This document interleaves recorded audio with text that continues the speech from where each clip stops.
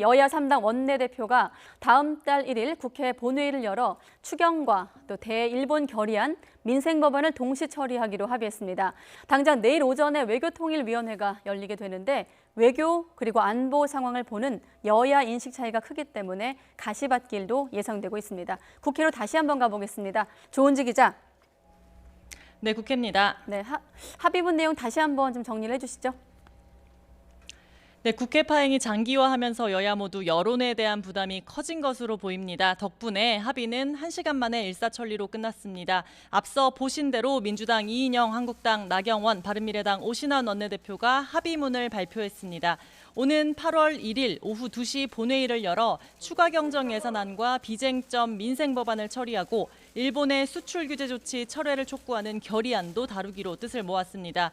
또 최근 카디지 영공을 침범한 러시아와 중국에 대한 유감을 표명하는 결의안도 채택하기로 했습니다. 이로써 패스트트랙 정국이던 지난 4월 5일 이후 무려 118일 만에 법안 처리를 위한 국회 본회의가 열리게 됐습니다. 당장 내일 오전 10시 외교부 강경화, 통일부 김현철 장관이 모두 출석하는 국회 외교통일위원회 현안보고가 진행될 예정입니다. 또 운영위원회와 국방위원회, 외통위원회, 정보위 등 내일부터 줄줄이 열려 최근 안보 상황에 대해 다루기로 했습니다. 정부 추경안을 심사할 예산결산특별위원회도 내일 간사회동을 할 가능성이 큽니다. 네, 다루기로 했다라는 표현이 있었는데 이렇게 본회의 일정을 합의한 건 다루기로 한 건 다행인데 아무래도 강론에선 좀 이견이 있겠죠? 네, 최근 안보 상황에 대한 여야의 인식 차이 또 그로 인한 감정의 골이 워낙에 깊습니다. 오늘 오전 각 당 공개 발언을 보면 적나라하게 알 수 있는데요. 먼저 민주당 서른 최고위원은 한국당은 문재인 정부의 반군이냐며 호들갑 떠는 안보 파리를 한다고 꼬집었습니다.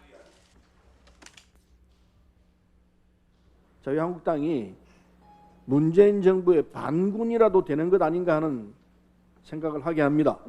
냉전적, 호전적 태도야말로 대한민국 안보의 가장 큰 위험 요소라는 말씀을 드립니다.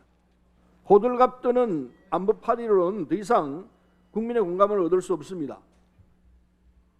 네, 하지만 한국당에선 문재인 정권이 안보 스톡홀름 증후군에 빠졌고 글로벌 호구가 됐다면서 전술핵 재배치 주장까지 나왔습니다. 미국이 이것을 받아주지 않는다면 적극적으로 NPT 탈퇴하고 우리 스스로 자강할 수 있는 그런 핵무기 개발에 들어가야 된다고 생각합니다.